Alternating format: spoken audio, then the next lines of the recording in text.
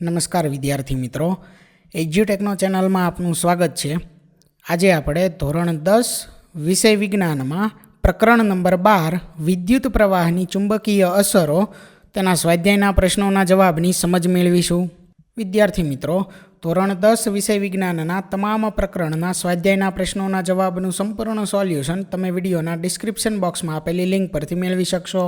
તો ચાલો શરૂ કરીએ। પ્રકરણ નંબર 12 વિદ્યુત પ્રવાહની ચુંબકીય અસરો તેના સ્વાધ્યાયના પ્રશ્નોના જવાબની સમજ।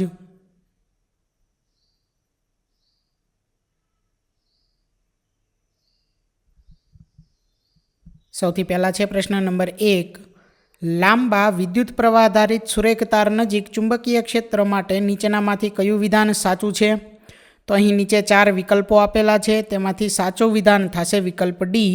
ક્ષેત્ર તાર પર કેન્દ્ર ધરાવતા સમકેન્દ્રીય વર્તુળોનું બનેલું છે।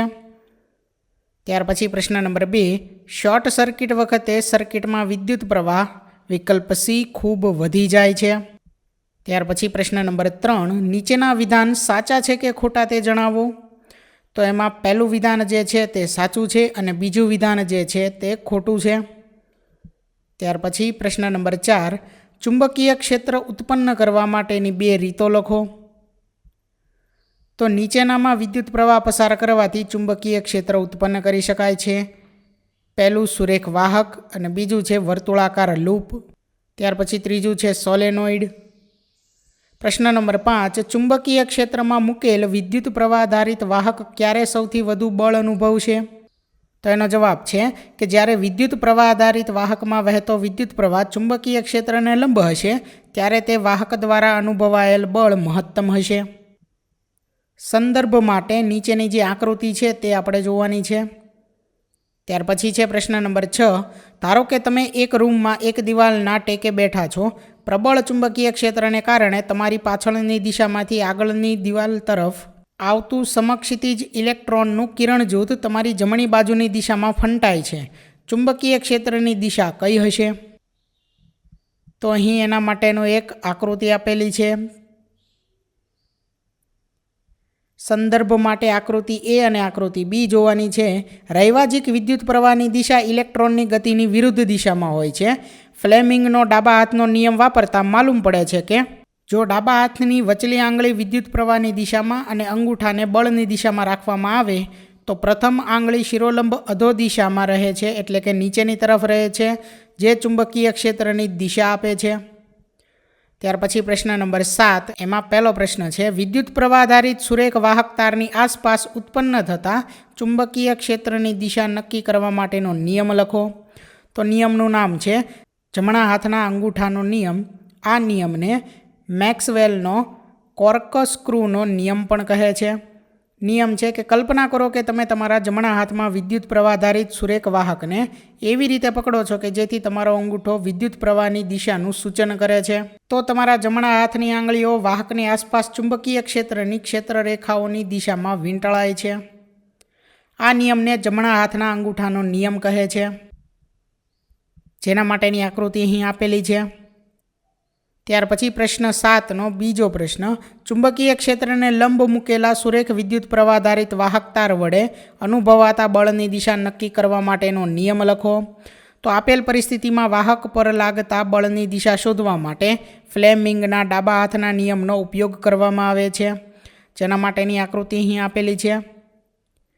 તમારા ડાબા હાથનો અંગૂઠો પ્રથમ આંગળી અને વચ્ચેની આંગળી આ ત્રણેયને એવી રીતે પ્રસારો કે જેથી તેઓ એકબીજાને પરસ્પર લંબ રહે।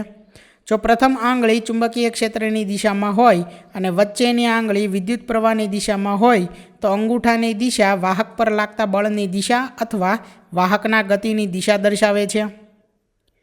ત્યાર પછી ત્રીજો પ્રશ્ન ચુંબકીય ક્ષેત્રમાં ગૂંચળાને ભ્રમણ કરાવતા તેમાં પ્રેરિત થતા વિદ્યુત પ્રવાહની દિશા નક્કી કરવા માટેનો નિયમ લખો। તો વિદ્યુત વાહકમાં પ્રેરિત થતા વિદ્યુત પ્રવાહની દિશા ફ્લેમિંગના જમણા હાથના નિયમની મદદથી જાણી શકાય છે।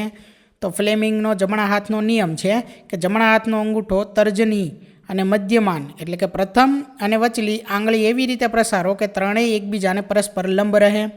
જો તર્જની ચુંબકીય ક્ષેત્રની દિશાનું સૂચન કરતી હોય તથા અંગૂઠો વાહકની ગતિની દિશાનું સૂચન કરતો હોય તો મધ્યમાન આંગળી પ્રેરિત વિદ્યુત પ્રવાહની દિશા દર્શાવે છે। આકૃતિ અહીં આપેલી છે અને સાઈડમાં અહીં સમજાવેલું છે. ત્યાર પછી પ્રશ્ન નંબર 7, વિદ્યુત શોર્ટ સર્કિટ ક્યારે થાય છે? તો વિદ્યુત પુરવઠાની લાઇનમાંના લાઇવ વાયર અને ન્યુટ્રલ વાયર બંને જ્યારે એકબીજા સાથે સીધી કે આડકતરી રીતે વાહક તાર મારફતે સંપર્કમાં આવે છે ત્યારે વિદ્યુત શોર્ટ સર્કિટ થાય છે. આ ત્યારે બને છે જ્યારે બંને વાયરોનું અવાહક આવરણ નુકસાન પામેલ હોય અથવા વિદ્યુત ઉપકરણમાં કોઈ ક્ષતિ હોય.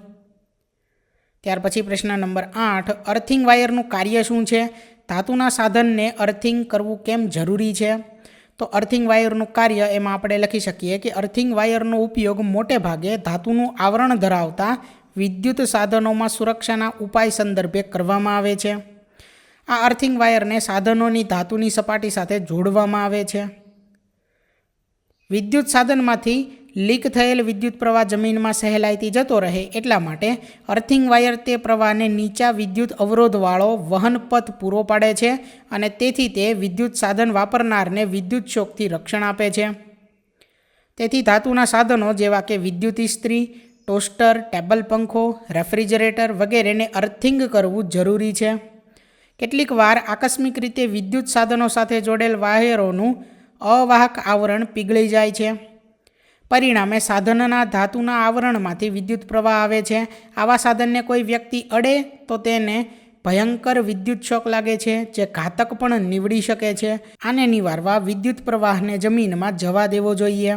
તો વિદ્યાર્થી મિત્રો, અહીં ધોરણ 10 વિષય વિજ્ઞાનમાં પ્રકરણ નંબર 12 તેના સ્વાધ્યાયના પ્રશ્નોના જવાબનું સોલ્યુશન પૂર્ણ થાય છે. થેન્ક યુ દોસ્તો. એજ્યુકટેકનો ચેનલ તરફથી વિડીયો નિહાળવા બદલ આપનો આભાર. આવા બીજા વિડીયોઝ નિહાળવા માટે અમારી યુટ્યુબ ચેનલ એજ્યુકટેકનો અત્યારે જ સબસ્ક્રાઇબ કરો. આભાર દોસ્તો.